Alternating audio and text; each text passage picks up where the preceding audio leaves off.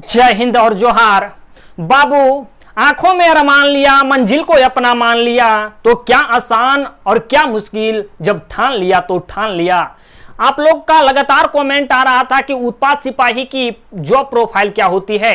मैंने सीधा आपको यही समझना होता है कि अगर हम उत्पाद सिपाही का फॉर्म भरते हैं, एग्जाम निकाल लेते हैं, हम मेरा सिलेक्शन भी हो जाता है, ये आपके लिए एक मोटिवेशन वीडियो होगा। बाबू, समझते हैं कि उत्पाद सिपाही 10th लेवल का भी परीक्षा है, 10th लेवल की ही नौकरी है, लेकिन इसकी जो वेतन है और एक मध्यवर्गीय परिवार के लिए काफी वेतन होता है। शुरुआती का वेतन आपको 30,000 दिया जाएगा, लेकिन आपके हथवा में बाबू पैसा 26,000 दिया जाएगा और इसका वेतन सालों साल बढ़ता है और ये 60,000 से प्लस भी इसकी वेतन होती है।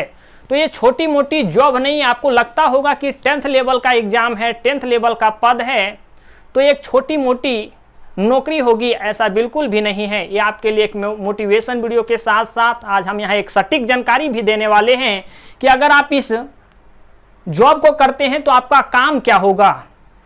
ऐसा जॉब है बाबू, आपको दाढ़ी बनाने का भी पैसा दिया जाता है, वर्दी धुलवाने तक का भी पैसा दिया जाता है, रेंट पे आप रहेंगे तो उसका पैसा दिया जाता है। मतलब तमाम सुविधाएं आपको इस नौकरी में दी जाती है। ये वैसी नौकरी है जहां आपको कभी कभी फील्ड भी भेज दिया जाता है और ऐसे ऑफिशियल ही कार्य ही इसके होते हैं। कार्य की बात करें तो नशा से संबंधित जितने भी पदार्थ का उत्पादन किया जाता है, जैसे शराब की बात हो, गांजा की बात हो या भांग की बात हो, बिंडी, सिगरेट, ये सारे जो नशीले पदार्थ हैं, लोग इसके जगह जगह पे उत्पादन भी करते हैं। और जगह जगह पे जब इसका उत्पादन करते हैं तो यही चीजवा आपको पता करना है। देखते हैं कि गांव घर में कोई महुआ दारू मने पूरा उत्पादन कर रहा है, तो वो अवैध तरीका से उसके पास लाइसेंस नहीं होता है। तो वैसे जिसके पास लाइसेंस नहीं है और वो अवैध तरीका से नशीलों पदार्थों का उत्पादन कर रहा है, वैसे आपको पकड़ना है उसको बाबू। वैसे वैसे चीज़ों को आपको बंद करवाना है, उसकी छापामारी करनी है। तो यही काम है कि अगर कोई शराब का उत्पादन कर रहा है, गांजा का उत्पादन कर रहा है, भांग का उत्पादन कर रहा है बाबू, बिंडी का उत्पादन कर रहा है, सिगरेट जैसी अवैध उत्पादन कर रहा है, जिसके पास लाइसेंस नहीं है। लाइसेंस जिसके पास है वो तो ठीक है, अगर लाइसेंस जिसके पास रहते हैं फिर ये सारे सिपाहियों का हक बनता है कि उससे हम कर वसूलेंगे, क्योंकि सरकार उसको लाइसेंस दी है। और लाइसेंस जब दी है तो मेरा कर्तव्य बनता है कि लाइसेंस जिनके पास है उससे हम कर वसूलेंगे। और जिसके पास लाइसेंस नहीं है वो अंधाधुंध उत्पादन भी कर रहा है, सरकार को टैक्स भी नहीं दे रहा है, और साथ ही साथ ये नशीले पदार्थ उत्पादन करने के चक्कर में बाबू कई लोगों की मौत भी हो जाती है। तो इसी चीज़ का जांच भी जो करती है वो उत्पाद सिपाही ही करती है। उत्पाद सिपाही का काम है कि नशीले पदार्थ जो हैं वो अवैध तरीके से अगर उत्पादन होते हैं तो उस पर रोक लगाता है, उस पर छापामारी करता है। वैध शराब, अगर किसी के पास लाइसेंस है, सरकार किन्हीं किन्हीं को लाइसेंस भी देती है। क्योंकि आप देख पा रहे होंगे कि मार्केट में भी शराब की दुकानें होती है, तो वो ऐसे नहीं चलाता है, उसके पास लाइसेंस होते हैं। लाइसेंस होते हैं, सरकार के नज़रों में वो होते हैं और सरकार को टैक्स भी देते हैं, तो राज्य कोष में वो पैसा जमा भी किए जाते हैं। वैध शराब दुकान मतलब जिसके पास लाइसेंस है। गांजा जो उत्पादन करते हैं, बिंडी, सिगरेट दुकान से टैक्स वसूलने का काम जो करते हैं वो उत्पाद सिपाही का ही काम होता है। वैध शराब, गांजा, भांग, बिंडी, सिगरेट की जो आयात और निर्यात होती है, मतलब ले जाने की काम होती है, ले आने की जो काम होती है, ये सारे चीज़ों पे भी टैक्स लगता है और ये टैक्स वसूलने का काम उत्पाद सिपाही का ही होता है। उत्पाद सिपाही ये भी ध्यान रखती है कि हम एक छोटे से एरिया में अधिक नशीलों पदार्थ का लाइसेंस ना दें, तो लाइसेंस पे भी ये कंट्रोल करती है। वही निर्धारित करती है कि कहाँ कहाँ हम ये नशीलों पदार्थ बेचने की अनुमति दें, किनको किन किन क्षेत्रों में इन नशीले पदार्थ को बेचने की अनुमति दें। तो ये सारे लाइसेंस जो किनको देना है, नहीं देना है, कितने एरियो में देना है, ये निर्धारित जो करती है वो उत्पाद सिपाही करती है। उत्पाद सिपाही का ही काम होता है कि अधिक लाइसेंस दिए जाने पर रोक लगाना। वो जैसे तैसे आदमी को लाइसेंस नहीं दे देगी। समय समय पे अगर उत्पादन किया जा रहा है, जिनके पास लाइसेंस है उनको तो बाबू एक अब दर्जा मिल गया है कि वो गांजा का उत्पादन भी कर सकता है, शराब का भी कर सकता है, भांग का भी कर सकता है और भिंडी का कर सकता है। लेकिन यही उत्पाद सिपाही समय समय पे ये भी चेक करेगी कि जिसको हम लाइसेंस दिए हैं वो गलत तरीके से दारू का उत्पादन तो नहीं कर रहा है, मतलब डुप्लीकेट तो नहीं कर रहा है। अगर वो डुप्लीकेट करेगा तो आम जनता उसको अगर पिएगी तो आम जनता का नुकसान होगा और सरकार का ये दायित्व बनता है कि बाबू जनता का कोई नुकसान नहीं होनी चाहिए। तो लाइसेंस उसी व्यक्ति को दिया जाता है जो एक अच्छे तरीके से इन सारी चीज़ों को उत्पादन कर सके, और इस पे जो नज़र रखती है वो उत्पाद सिपाही ही नज़र रखती है। तो इसके बीच बीच में दारू की गुणवत्ता की भी जांच की जाती है, भिंडी की गुणवत्ता की जांच की जाती है, और ये सारे कार्य जो हैं उत्पाद सिपाही के द्वारा ही किए जाते हैं। वेतन की बात करें, यही चीजें थी आपके को कार्य के बारे में जो चीजें थी वो हम आपको बता दी। सर जो कार्य होते हैं इसके ऑफिशियली होते हैं, फील्ड में कभी कभी जाना होता है, जैसे छापामारी करना है तो ऑफिसों में बैठ के नहीं कीजिएगा ना, जाना पड़ता है। कोई देखिएगा गाँव में दारू दुकान खोलने रहता है, छापामारी होता है तो बंद करके भाग जाता है, या तो कभी उसको सील कर दिया जाता है। लेकिन गांव का बदमाश लोग रहता है, कुछ दिन तो रुकता है लेकिन फिर से चालू कर देता है। तो ये छापा मारने की जो काम करती है वो उत्पाद सिपाही द्वारा ही किया जाता है। वेतन की बात करें बाबू, बेसिक जो वेतन है वो आपका 23,700 है। बेसिक वेतन आपको शायद 23,700 दिया जाएगा। उसमें से आपका मेडिकल का भी पैसे दिए जाते हैं 1,000 रुपये, राशन का भी पैसा आपको दिया जाएगा 1,000 रुपया, ये अलग से है। बाकी ये सारी चीज़ें एक्स्ट्रा ऐड हो रहे हैं। कपड़े धोवाने की भी पैसा आपको दिए जाएंगे, मतलब आपकी वर्दियाँ धुलाने का पैसा दिया जाएगा 60 रुपया, दाढ़ी बनाने का भी पैसा आपको दिया जाएगा 60 रुपया, हाउस रेंट आपको दिया जाएगा 2,500। लेकिन हाँ ये सिटी पे निर्भर करता है, जैसे आप रांची में रह रहे हैं, जमशेदपुर में रह रहे हैं, धनबाद में रह रहे हैं, बोकारो में रह रहे हैं, ये सारे जो एरिया हैं थोड़े महंगे हैं, सिटी के अंतर्गत आते हैं, तो यहाँ का रेंट ज़्यादा होगा। तो ज़्यादा रेंटवा होगा तो सरकार आपको ज़्यादा रेंट भी देगी।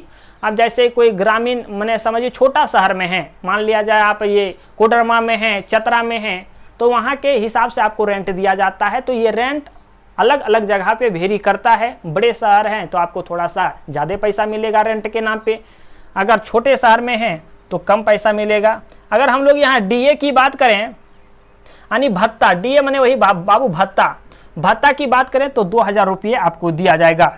कुल वेतन अगर आप ऐड करेंगे तो 30,000 के लगभग आपका वेतन होगा। लेकिन आपके हाथ में जो बचेगा मतलब दिया जाएगा वो 26,000 ही दिया जाएगा। ये शुरुआती पेमेंट की बात कर रहे हैं। अरे शुरुआती पेमेंट के बाद आप घुसेंगे 60,000 से भी ऊपर आपका पेमेंट चला जाएगा। 30,000 आपका पेमेंट बनता है, लेकिन 26,000 आपको हाथ में दिया जाएगा। और 4,000 जो बच रहा है वो 4,000 कहाँ जाएगा, तो ये जीपीएफ में आपका एक जीपीएफ जो होता है बाबू एक अकाउंट होता है, वो सरकारी कर्मचारियों के लिए ही अकाउंट होता है।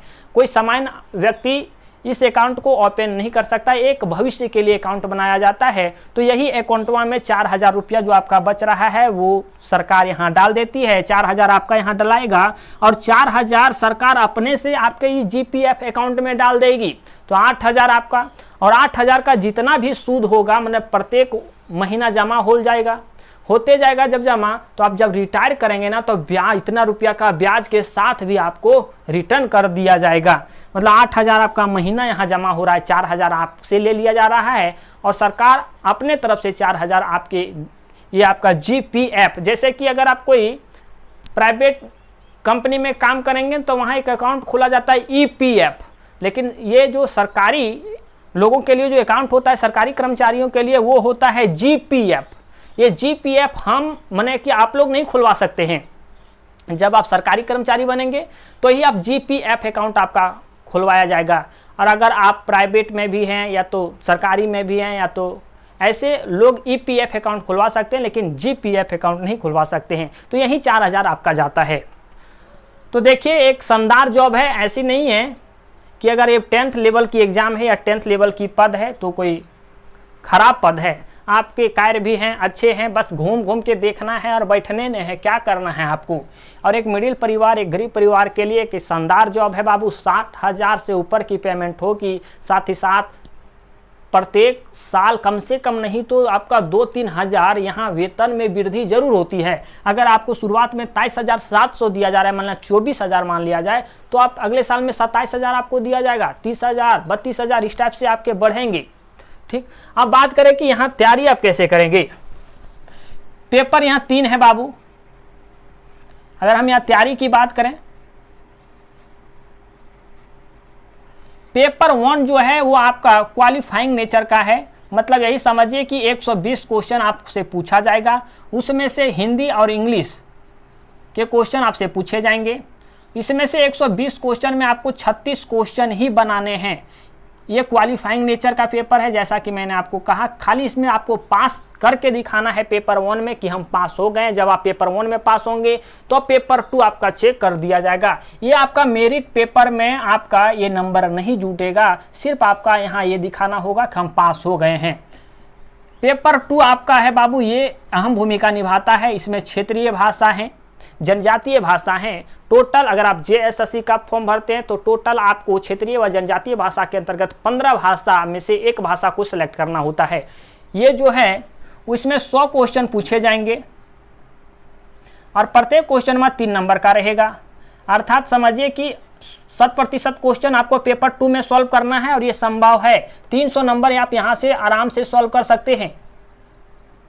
पेपर 3 की हम बात करें, पेपर 3 में 120 क्वेश्चन रहेंगे और प्रत्येक क्वेश्चन 3 नंबर का रहेगा। आप चाहें तो इसे स्क्रीनशॉट ले लें।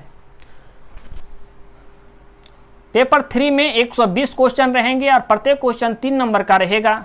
तो समझिए बाबू, आपका 360 नंबर का पेपर 3 का प्रश्न होगा। अगर आप ये 300 और यहाँ से 360 की बात करें तो टोटल समझिए कि 660 नंबर पे आपका मेरिट बनाया जाएगा। अगर आप 600 या 600 के आसपास 580, 590 भी लाते हैं तो आप सेफ हैं।